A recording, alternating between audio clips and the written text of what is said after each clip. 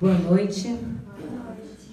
Ouvi mais desencarnado do que encarnado. Boa noite. Agora está quase igual.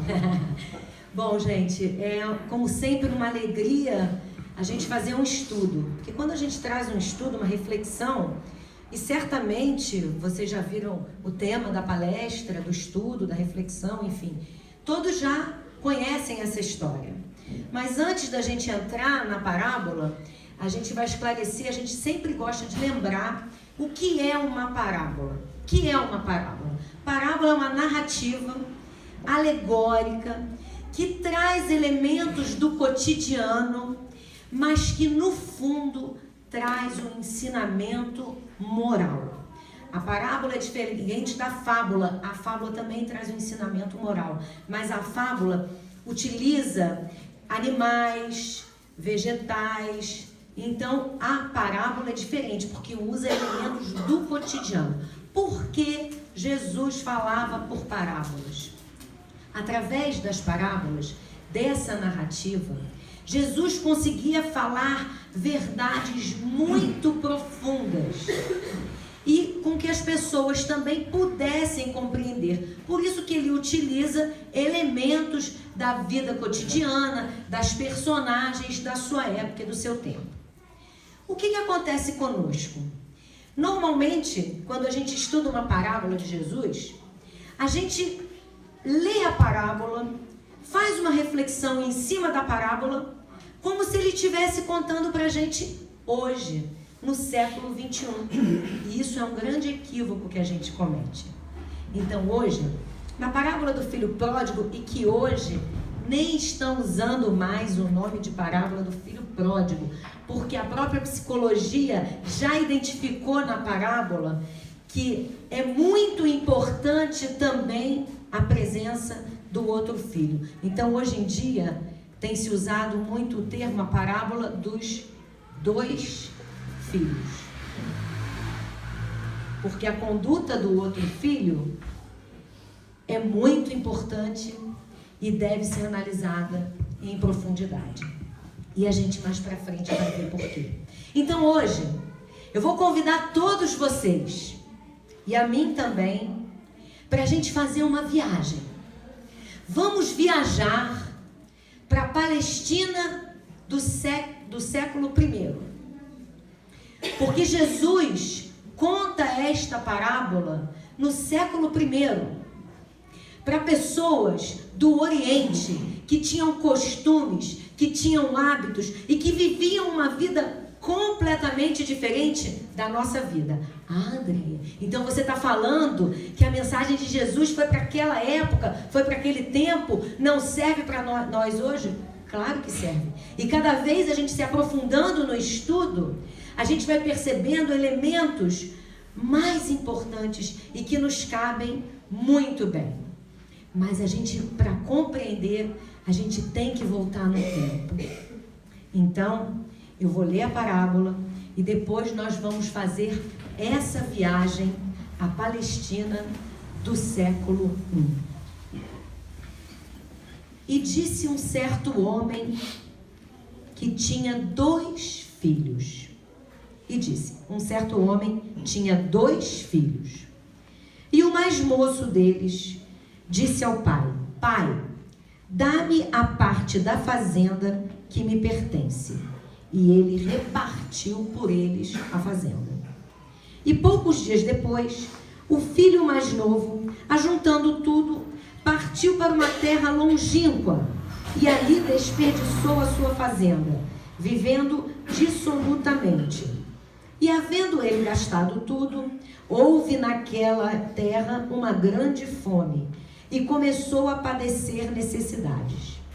E chegou-se a um dos cidadãos daquela terra, o qual o mandou para os seus campos a apacentar porcos, a alimentar e cuidar de porcos.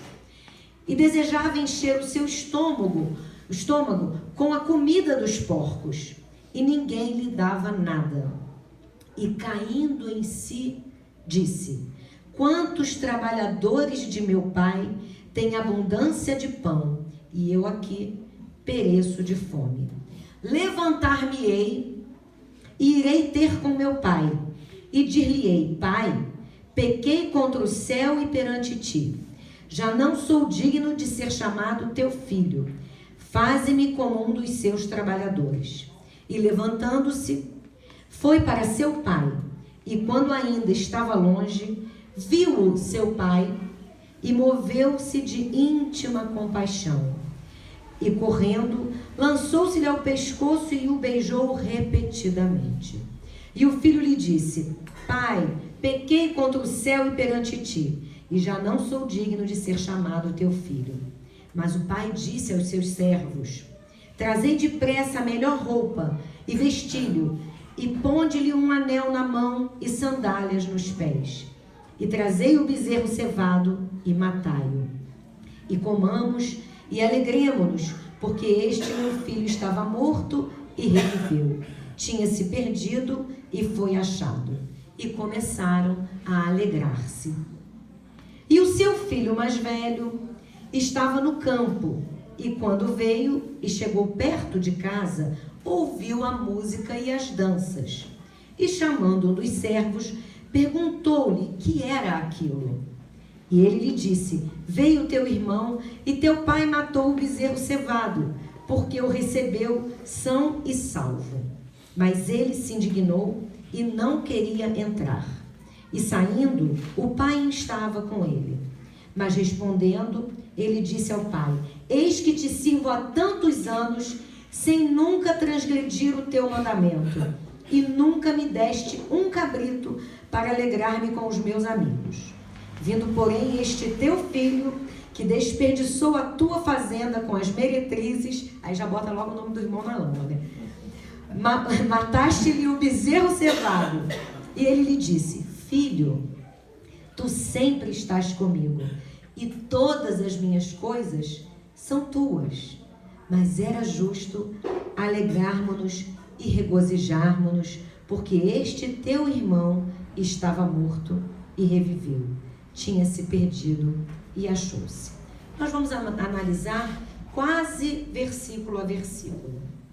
Bom, em primeiro lugar, em que contexto Jesus conta esta parábola? Porque é muito importante a gente saber o que levou Jesus a contar essa parábola. Não foi do nada, gente. Ele não estava simplesmente andando, né, lá pela Galileia, com os discípulos. Falou assim: um certo homem tinha 2 filhos. Não, Jesus não falava, não jogava palavras ao vento.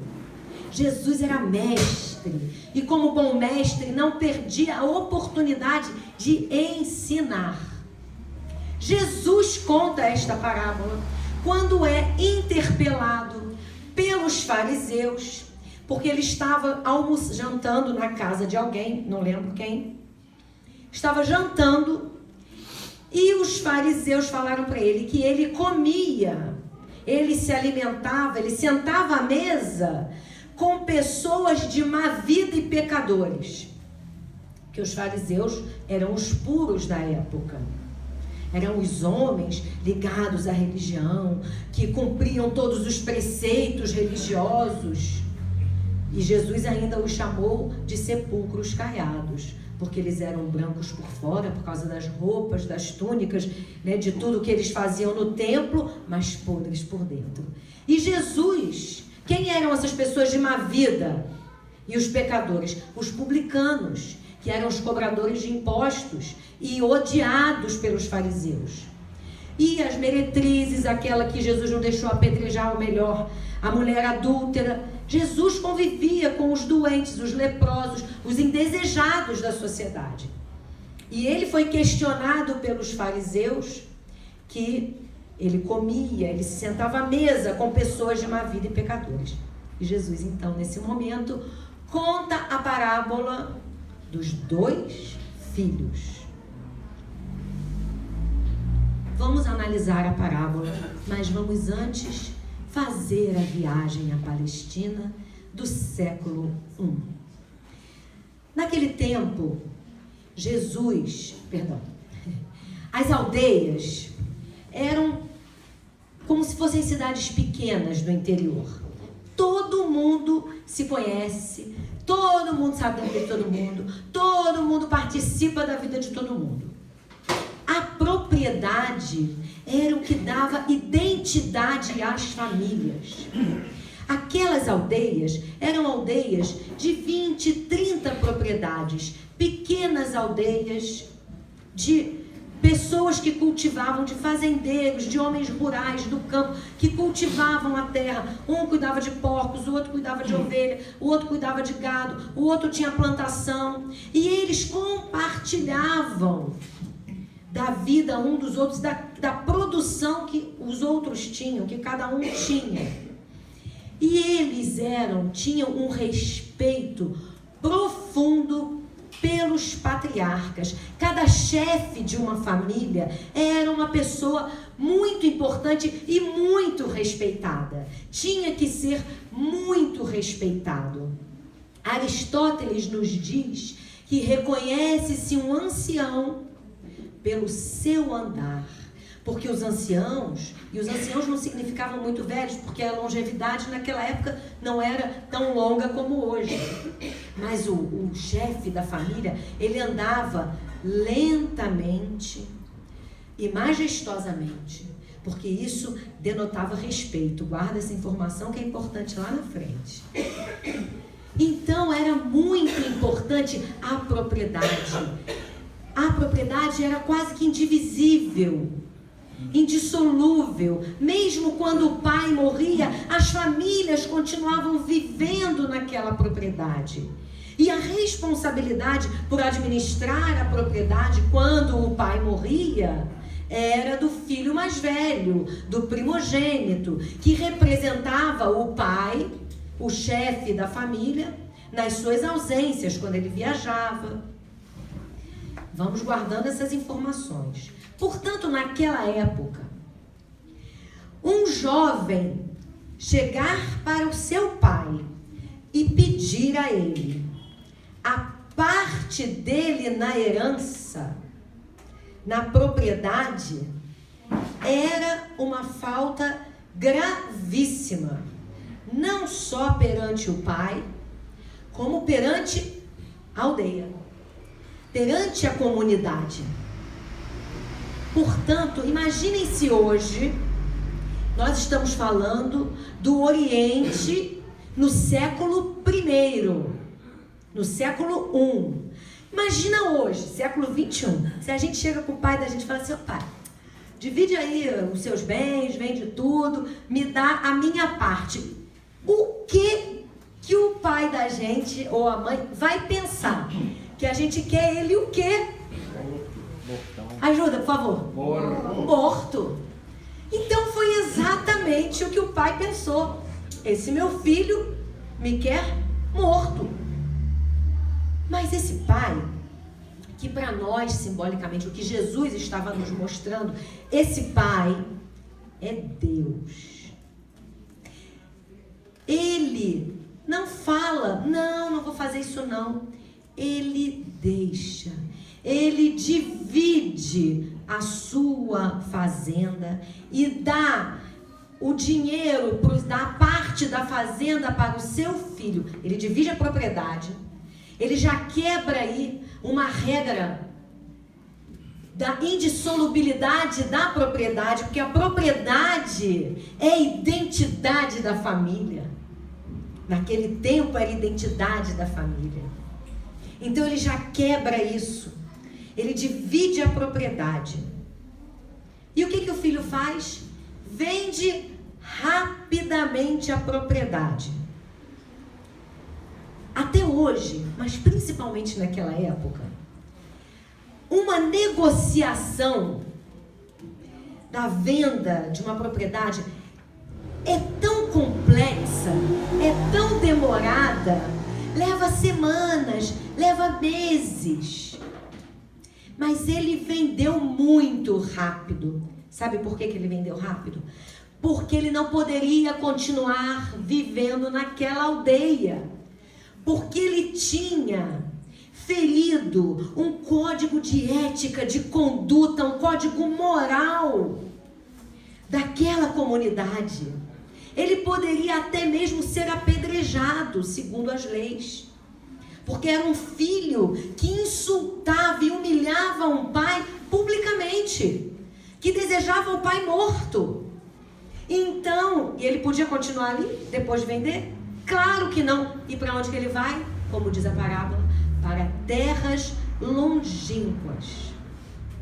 O pai não falou, fica, não vai, tenta convencer. Sabe por que ele não falou? Porque Deus nos deu, quando nos criou, uma coisinha chamada livre-arbítrio. Sabe quando a gente é adolescente? Que a gente sonha com o sonho de todo adolescente. Principalmente quando tem pai um pouquinho repressor. Né? Se o pai é mais liberal, é mais tranquilo. Mas quando tem pai um pouquinho que fica na cola, né? Aquela mãe, aquele pai, o adolescente sonha em fazer 18 anos, começar a trabalhar, porque ele já pensava que vai começar a trabalhar e ter grana o suficiente para fazer o quê? Morar sozinho, viver sozinho. Aí eu vou fazer o que eu quero. Aí eu vou fazer... O que muitas vezes... O adolescente esperto não faz isso não. Ele vai ficar na casa do pai, vai tentar chorar um carrinho e tal. Vai fazer isso, né? Não vai querer perder a molezinha às vezes de casa. Mas o adolescente, ele quer isso. E muitas vezes, nós, pais, quando o cara faz 18, 19, 20 anos e fica nesse ímpeto, e tem lá a graninha dele, beleza. Até o Rossandro, ele conta uma história que ele falava exatamente isso. Né? Que a mãe não deixou ir para show, não sei o quê. Ele falava, vou fazer 18 anos. Era micareta, umas paradas assim. Vou fazer 18 anos. Vou trabalhar, vou morar sozinha. Aí ela falou, faça isso. Mas quando você se sustentar, você vai poder fazer isso. Aí ele fez 18 anos, foi trabalhar, foi morar sozinho. Deu tudo errado, segundo ele. Aí ele teve que fazer o quê? Voltou para casa da mãe. Mas a mãe era esse pai. Né? Porque muitas vezes o pai compreende a necessidade do filho usar o livre-arbítrio. Não dá para a gente cercear a vida toda. Gente, não dá para botar debaixo da asa a vida inteira. Eles vão sofrer. Lembra da nossa adolescência? Vai sofrer, mas vai, através, às vezes, desse sofrimento, aprender. Então é isso que esse pai deixa. Ele sabia que o filho estava fazendo tudo errado, mas ele quis deixar o filho viver a experiência, passar pela experiência. Ele era imaturo, mas o pai o amava e deu a liberdade para o filho viver as suas próprias experiências. Então o filho vai para terras longínquas, porque ele não podia permanecer, porque naquela sociedade ele não poderia permanecer ali. E foi para terras distantes. Olha só, a parábola, o irmão é que quis detonar ele, porque na parábola ninguém diz o que ele fez, como que ele gastou o dinheiro. Não devia ser muito dinheiro, porque as propriedades não eram muito grandes. Ele pegou uma parte do seu dinheiro e foi viver a vida. Foi viver do jeito dele, da maneira dele, fazendo o que ele quisesse. Só que onde ele estava, nessas terras longínquas, adveio uma fome, o que naquela época também era comum. Uma seca, uma estiagem, durante muito tempo, poucos meses, poderia trazer o gado, ficar magro, morrer, não ter alimentação. Então ele gastou tudo, precisou o quê? Trabalhar. Precisou trabalhar. E que bom que ele pensa em trabalhar. E pede, óbvio, se ele estava em terras longínquas, ele não conhecia ninguém. E consegue trabalhar apacentando porcos. Uma observação também nessa viagem que a gente está fazendo.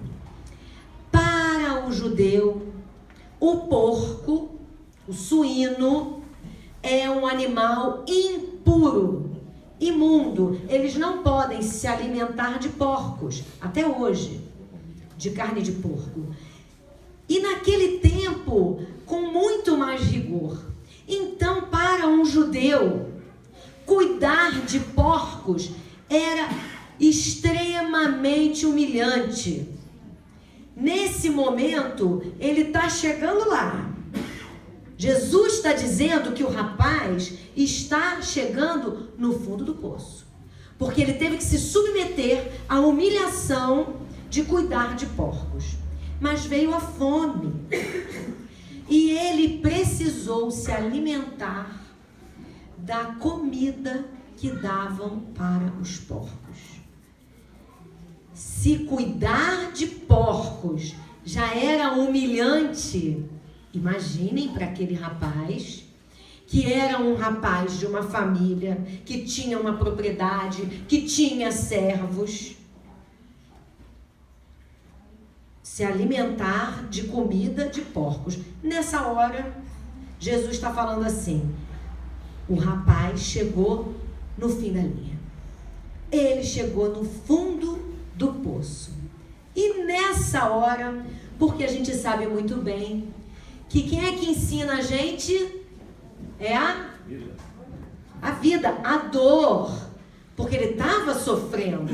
Primeiro que ele já tinha gastado toda a grana. Enquanto estava com grana, estava muito bem feliz. Mas depois, ele teve que cuidar de porcos, se humilhar e cuidar de porcos. E se humilhar mais ainda, se alimentar da comida dos porcos.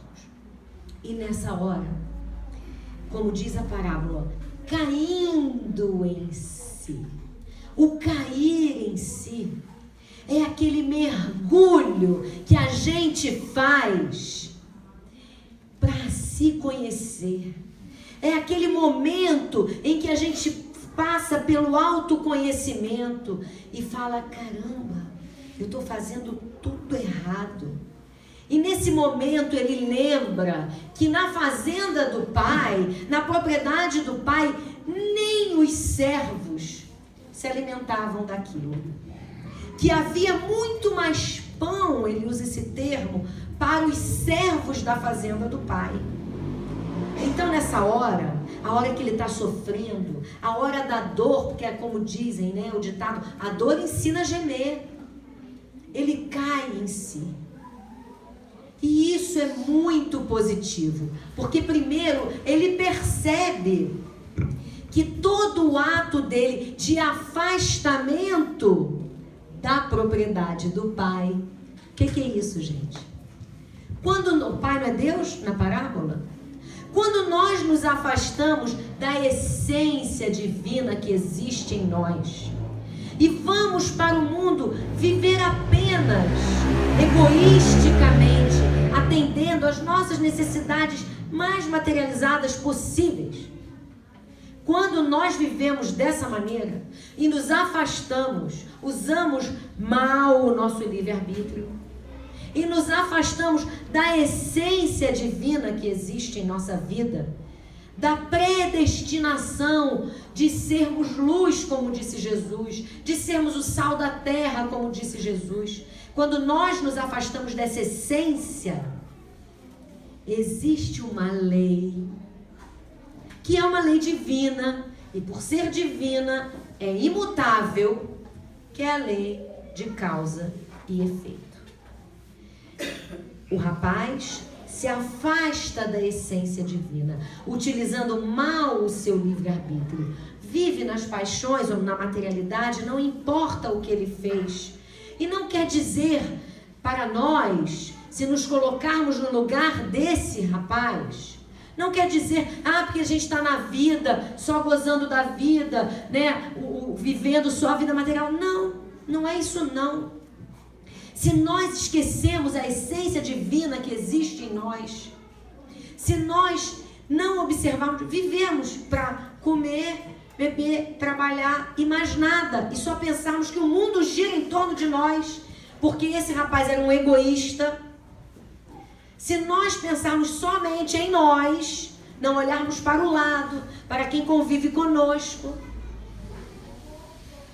nós teremos a lei de causa e efeito agindo sobre nós. O que nós faremos as pessoas sofrerem? Como certamente, colocando na materialidade, na sequência da vida do jovem na história, ele fez o pai sofrer. Ele não pensou no pai, ele não pensou no irmão, ele não pensou na comunidade, ele só pensou nele. Egoísta. Então, quando nós nos afastamos dessa essência divina, essa lei imutável, ela vai gritar uma hora em cima de nós. E nós vamos ter que fazer o quê? Aí, quando a gente perceber, a gente vai voltar. Mas olha que bonito. Caindo em si, primeiro ele percebe. Ele cria consciência.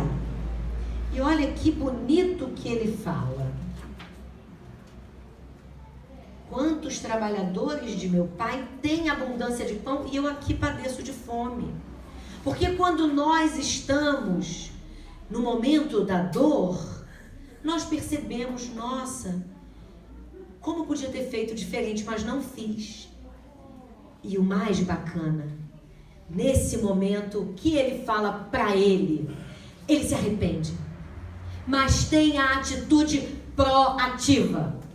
Do arrependimento dinâmico que nos passa Joana de Ângeles, que nos ensina Joana de Ângeles. Ele diz, levantar-me-ei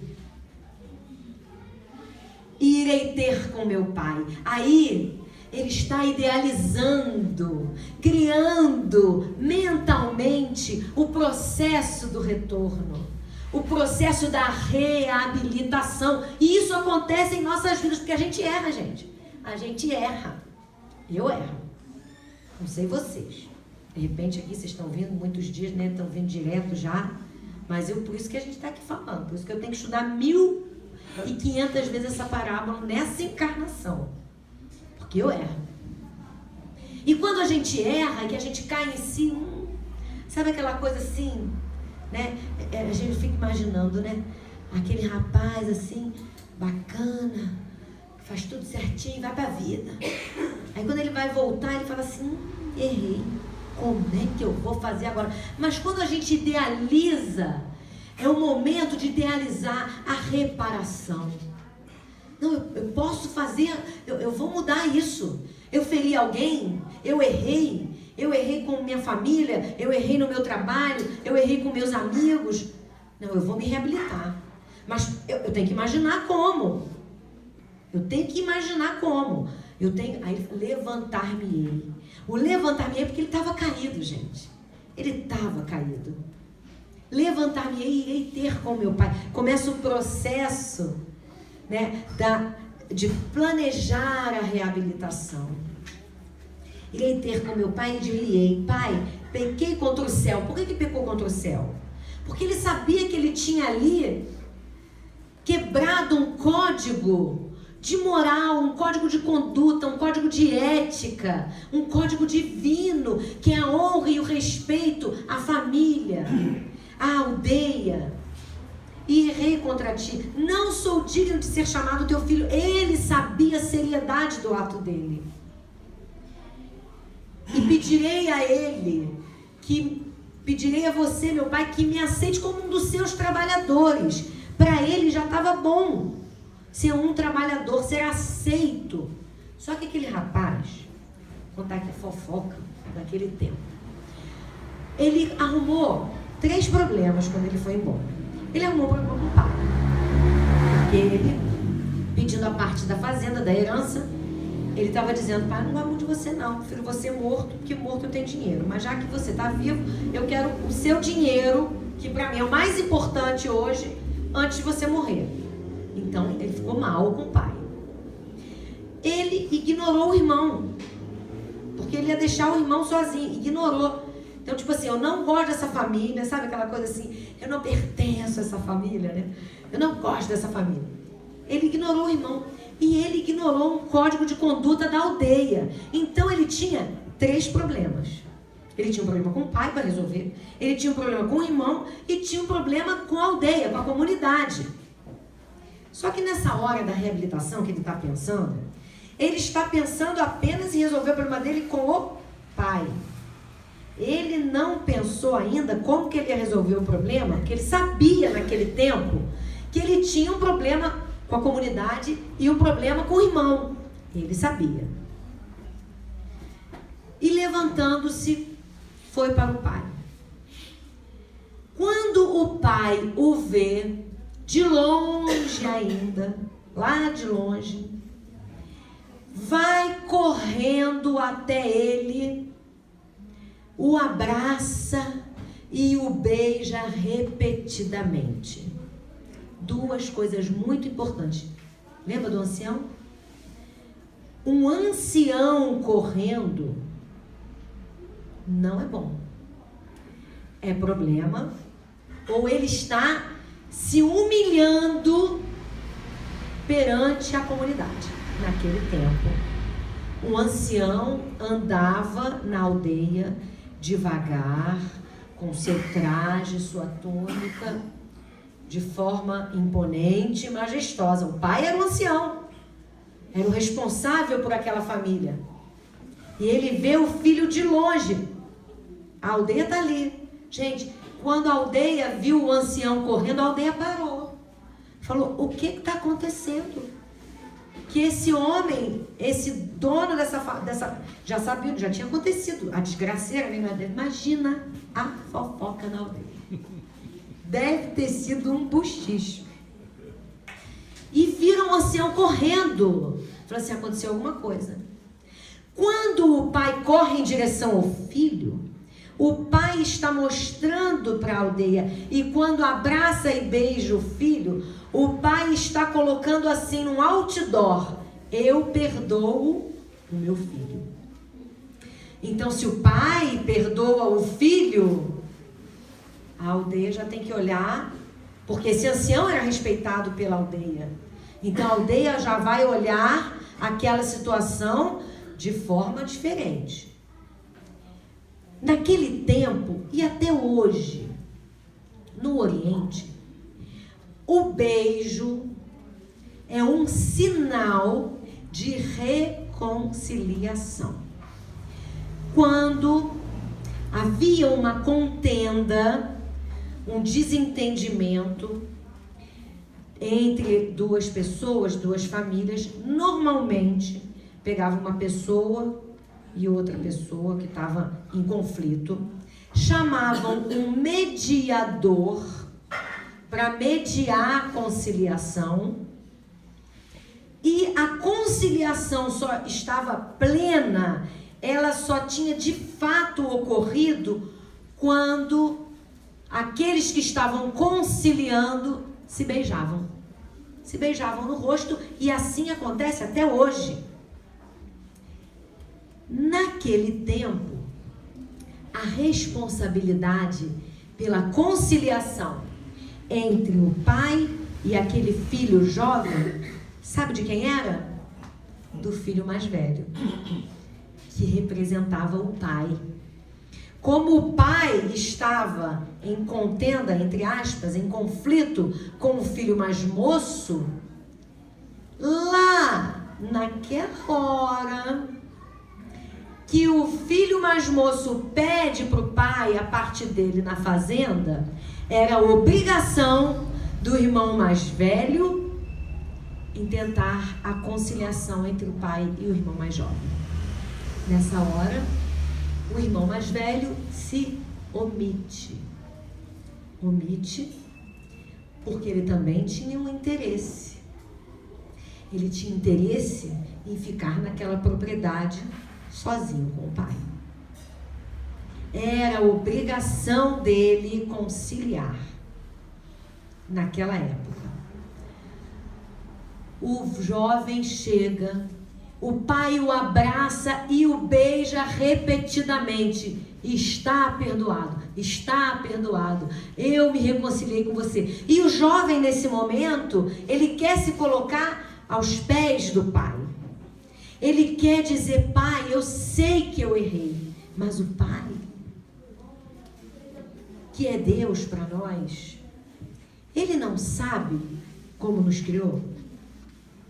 Ele não é uma pessoa, mas ele sabe a força suprema, a inteligência suprema, sabe que criou todos nós da mesma maneira, simples e sem conhecimentos, com todas as possibilidades, nos deu o livre-arbítrio da gente acertar e de errar.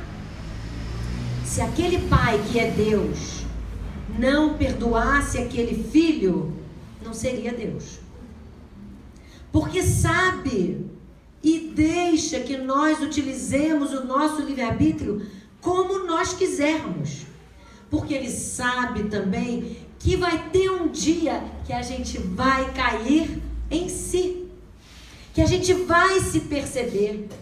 Que a gente vai ter que reparar e que ser restituído nessa harmonia universal.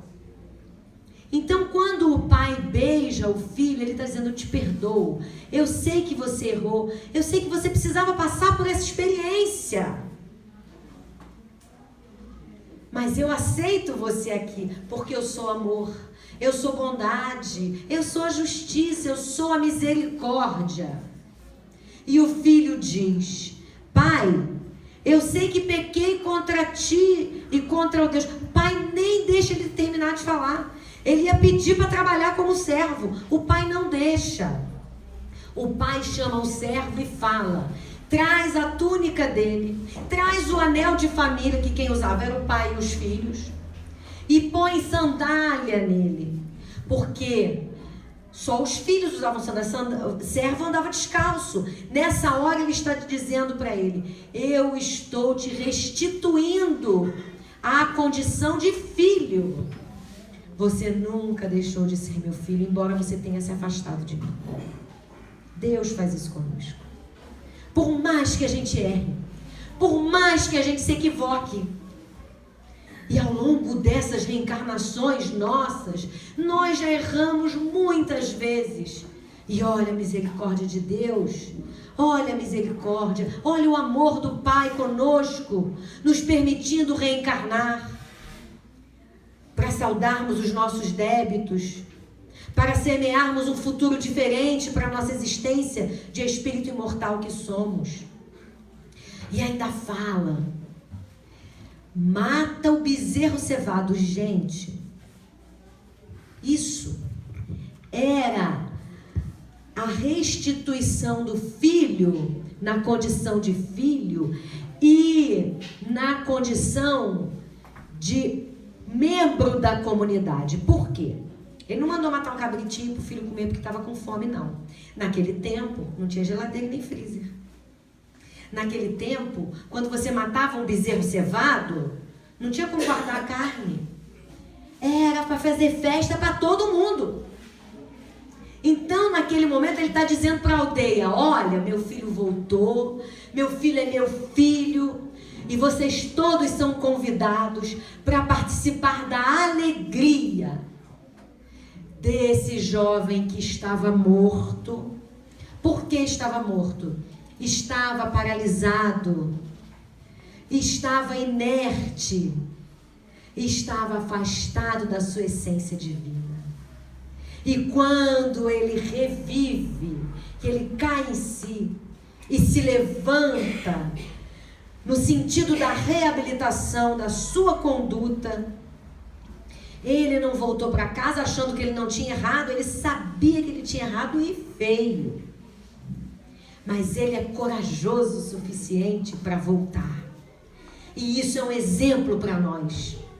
Porque quantas vezes nós erramos e ficamos nos vitimizando: eu errei, eu sou horroroso, eu sou péssimo, eu não mereço isso, eu não mereço aquilo, eu não mereço o que eu tenho, eu não mereço a minha alegria, eu não mereço a minha saúde, eu não mereço a minha família. Merece. Se tem é porque já merece. E se já merece, faça o melhor nesse convívio. Faça a maior harmonia possível na sua vida. Reabilite-se com aqueles com quem você convive, se você errou, se nós erramos. Então ele é corajoso, porque ele sabe que errou, mas ele quer se modificar. Ele é realmente um egoísta, foi um egoísta que só pensou nele. Mas quando ele cai em si, ele fala: eu errei, eu preciso voltar. Então nós precisamos voltar para a nossa essência. E esse Pai que é misericórdia e que é todo amor e toda justiça, mostra para a comunidade. E isso a gente tem que fazer com aqueles que erram, que convivem conosco. Porque a gente estende o dedo para apontar o erro do outro. E a gente tem que perceber que nós erramos também. Então, quando alguém está no momento de reabilitação, que a gente faça festa, que a gente se regozije, que a gente fique feliz, fique satisfeito. Poxa, fulano errou.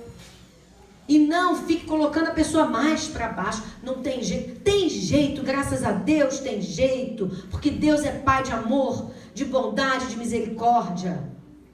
Aí, nessa hora, o problema da aldeia também está resolvido, né? Porque já que o pai está fazendo festa, chamou toda a comunidade, mostrou para a comunidade, se humilhou de novo, correu, matou o bezerro cevado, já está todo mundo fazendo festa, bocão livre para a galera. Aí chega quem? O irmão mais velho, que estava longe, trabalhando, chega e já ouve a festa. Aí ele já acha aquilo estranho. E pergunta a um servo: o que está acontecendo aí? Que festança é essa aí? Ah, você não sabe não? Teu irmão voltou. E teu pai, olha gente, imagina até uma certa dose de maldade no servo. Que era servo, né? Vamos lá. Se a gente fala assim, não sabe não? Rapaz, teu irmão voltou e teu pai mandou matar o bezerro cevado. Ele deve ter falado aquele bezerro cevado, com a boca cheia, né? Ah, rapaz. A obrigação desse irmão, mesmo que discordasse, perante a comunidade, era entrar em casa, botar sua túnica de festa e ir receber os convidados, mesmo que depois ele tivesse um ADR com o pai. Mas ele não faz isso. Ele não entra e fica indignado. E nessa hora ele diz: pai, eu sempre te servi, eu sempre cumpri com as obrigações, e você nunca me deu um cabrito para eu festejar com os meus amigos. Gente, ele estava preocupado com a festa, com o cabrito e não com a situação. E o pai diz para ele, e ele ainda diz assim, né? Esse teu filho, ele não chama de irmão, esse teu filho que queria você morto, voltou e você mata o bezerro cevado. Eu que sempre estive aqui, do teu lado. E o pai diz para ele: pois é, meu filho, você sempre esteve aqui. Tudo que é meu é teu. Mas o teu irmão estava morto e reviveu. A conduta do irmão mais velho é de profundo egoísmo e de orgulho. Eu que cumpri tudo. Por que Jesus conta essa parábola quando ele é questionado pelos fariseus? Porque a atitude do irmão mais velho é a atitude farisaica. É de sepulcro caiado. Eu sempre estive aqui. Eu estou no centro espírita de segunda a quinta. Eu sou bom, mas sou bom mesmo. Eu estou lá. Eu dou passe. Eu dou palestra. Faço parte da evangelização infantil. Recebo o espírito sofredor pra caramba. E tal, e coisa. E vou no soque. Eu sou bom. E você me traz isso, Deus. E é com esse prêmio que é esse prêmio que você dá para mim? E Deus fala assim pra gente: minha filha, olha quanta oportunidade você está tendo de fazer o bem. Então esse irmão, ele também queria os bens do pai.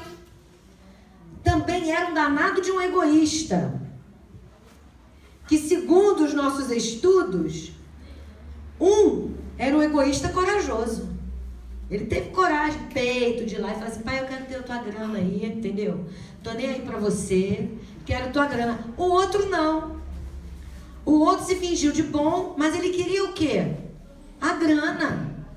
Ele queria o cabrito para comemorar com os amigos. Ele não estava preocupado com a comunidade. Ele não estava preocupado com o pai. Ele não estava preocupado com o irmão. Ele era o egoísta covarde. O outro teve peito de fazer. Ele não. Então ele era egoísta e extremamente orgulhoso. Porque o novo, o jovem, o pródigo, é representado por Jesus, quando é questionado, pelo pecador, pelo publicano. Porque lá no templo, naquela passagem do fariseu e do publicano, quando o publicano está lá orando no templo, dizendo assim: eu sou indigno, Senhor, eu sou pecador. E o fariseu dizendo: olha só que pecador aí. O fariseu está olhando para o publicano dizendo assim: eu sei que eu não sou digno, eu sei que eu sou pecador.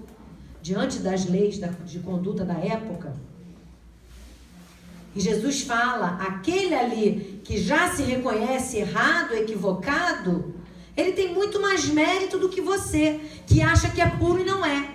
Como nós, que estamos aqui na casa espírita, que somos isso, que estamos aquilo, que somos os detentores da terceira revelação, que é a doutrina espírita, e só a gente vai ser salvo.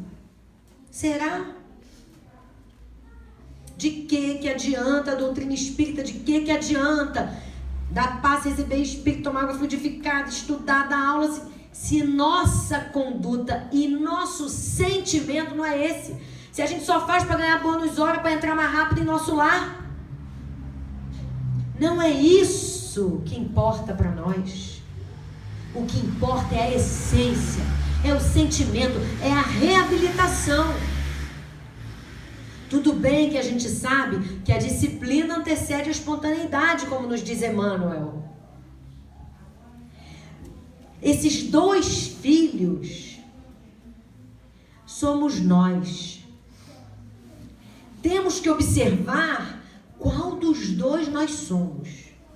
Será que nós somos o filho mais velho, que já está na casa espírita, que já está no caminho, que já tem algum... A gente está falando de casa espírita porque a gente está na casa espírita. Que já tem algum conhecimento, mas não estamos ainda em essência, mergulhando para saber exatamente quem nós somos, para realmente nos preocupar com o próximo, para realmente querer a reabilitação? Ou será que nós somos o outro, que é egoísta, que ainda é pródigo dos dons que Deus nos confere? Porque os dons que Deus nos confere não são só os dons materiais. O que nós estamos fazendo com a nossa intelectualidade? O que nós estamos fazendo com os nossos sentimentos, com a nossa vibração? Com o que podemos doar de carinho, de afeto? São os dons que Deus nos dá.